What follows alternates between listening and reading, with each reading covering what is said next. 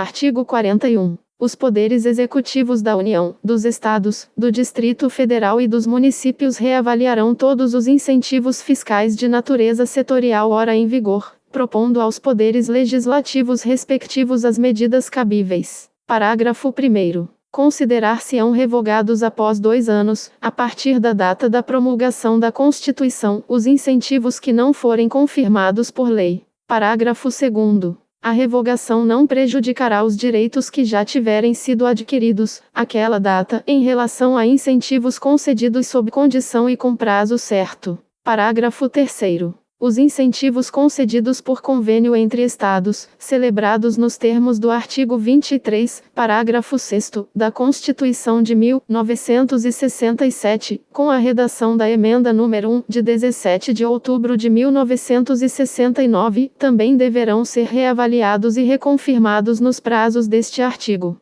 Artigo 42. Durante 40 anos, a União aplicará dos recursos destinados à irrigação. Inciso 1º. 20% na região Centro-Oeste. Inciso 2º. 50% na região Nordeste, preferencialmente no semiárido. Parágrafo único. Dos percentuais previstos nos incisos 1º e 2º do caput, no mínimo 50% serão destinados a projetos de irrigação que beneficiem agricultores familiares que atendam aos requisitos previstos em legislação específica. Artigo 43. Na data da promulgação da lei que disciplinar a pesquisa e a lavra de recursos e jazidas minerais, ou no prazo de 1 ano, a contar da promulgação da Constituição, tornar-se-ão sem efeito as autorizações, concessões e demais títulos atributivos de direitos minerários, caso os trabalhos de pesquisa ou de lavra não hajam sido comprovadamente iniciados nos prazos legais ou estejam inativos. Artigo 44. As atuais empresas brasileiras titulares de autorização de pesquisa, concessão de lavra de recursos minerais e de aproveitamento dos potenciais de energia hidráulica em vigor terão 4 anos, a partir da promulgação da Constituição, para cumprir os requisitos do artigo 176, parágrafo 1º. Parágrafo 1º. Ressalvadas as disposições de interesse nacional previstas no texto constitucional, as empresas brasileiras ficarão dispensadas do cumprimento do disposto no artigo 176, parágrafo 1º, desde que, no prazo de até 4 anos da data da promulgação da Constituição, tenham o produto de sua lavra e beneficiamento destinado à industrialização no território nacional, em seus próprios estabelecimentos ou em empresa industrial controladora ou controlada. Parágrafo 2º. Ficarão também dispensadas do cumprimento do disposto no artigo 176, parágrafo 1º, as empresas brasileiras titulares de concessão de energia hidráulica para uso em seu processo de industrialização.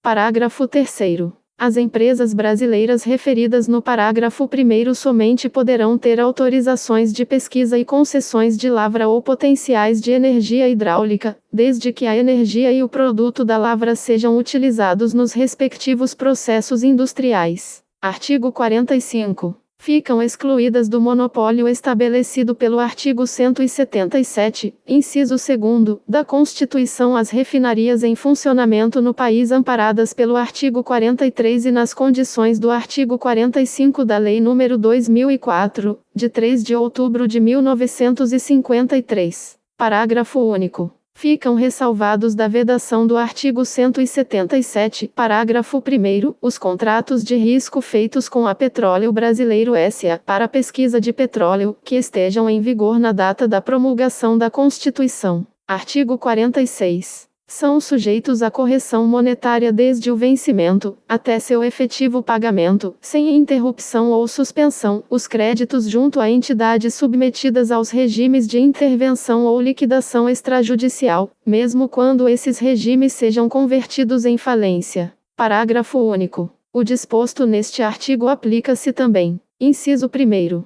As operações realizadas posteriormente à decretação dos regimes referidos no caput deste artigo. Inciso 2º. As operações de empréstimo, financiamento, refinanciamento, assistência financeira de liquidez, cessão ou subrogação de créditos ou cédulas hipotecárias, efetivação de garantia de depósitos do público ou de compra de obrigações passivas, inclusive as realizadas com recursos de fundos que tenham essas destinações. Inciso 3º. Aos créditos anteriores à promulgação da Constituição. Inciso 4º. Aos créditos das entidades da administração pública anteriores à promulgação da Constituição, não liquidados até 1º de janeiro de 1988. Artigo 47. Na liquidação dos débitos, inclusive suas renegociações e composições posteriores, ainda que ajuizados, decorrentes de quaisquer empréstimos concedidos por bancos e por instituições financeiras, não existirá correção monetária desde que o empréstimo tenha sido concedido.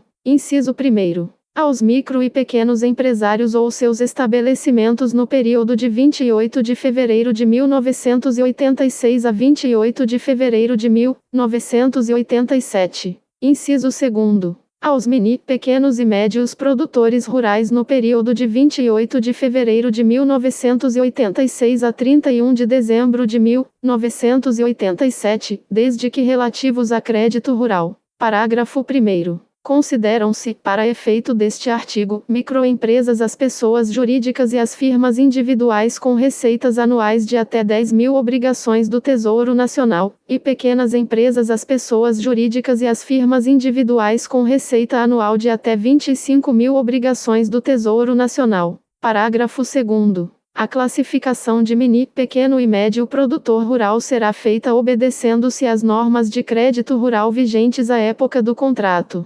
Parágrafo 3º. A isenção da correção monetária a que se refere este artigo só será concedida nos seguintes casos. Inciso 1º. Se a liquidação do débito inicial, acrescido de juros legais e taxas judiciais, vier a ser efetivada no prazo de 90 dias, a contar da data da promulgação da Constituição. Inciso 2º. Se a aplicação dos recursos não contrariar a finalidade do financiamento, cabendo o ônus da prova à instituição credora. Inciso 3º. Se não for demonstrado pela instituição credora que o mutuário dispõe de meios para o pagamento de seu débito, excluído desta demonstração seu estabelecimento, a casa de moradia e os instrumentos de trabalho e produção. Inciso 4º. Se o financiamento inicial não ultrapassar o limite de 5.000 obrigações do Tesouro Nacional. Inciso 5º. Se o beneficiário não for proprietário de mais de 5 módulos rurais. Parágrafo 4º. Os benefícios de que trata este artigo não se estendem aos débitos já quitados e aos devedores que sejam constituintes.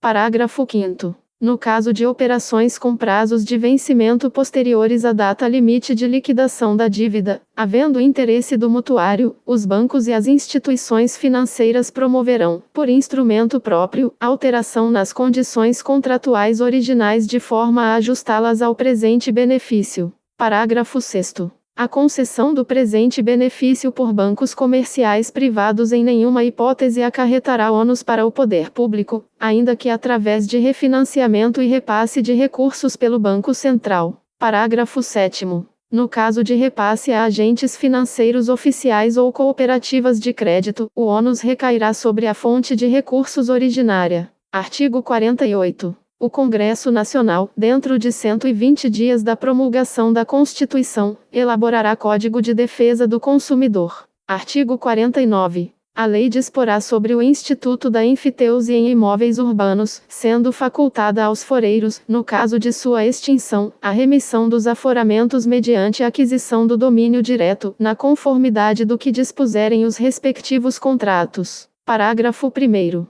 Quando não existir cláusula contratual, serão adotados os critérios e bases hoje vigentes na legislação especial dos imóveis da União. Parágrafo 2º. Os direitos dos atuais ocupantes inscritos ficam assegurados pela aplicação de outra modalidade de contrato. Parágrafo 3º. A enfiteuse continuará sendo aplicada aos terrenos de marinha e seus acrescidos, situados na faixa de segurança, a partir da orla marítima. Parágrafo 4º. Remido o foro, o antigo titular do domínio direto deverá, no prazo de 90 dias, sob pena de responsabilidade, confiar à guarda do registro de imóveis competente toda a documentação a ele relativa. Artigo 50. Lei agrícola a ser promulgada no prazo de 1 ano disporá, nos termos da Constituição, sobre os objetivos e instrumentos de política agrícola, prioridades, planejamento de safras, comercialização, abastecimento interno, mercado externo e instituição de crédito fundiário.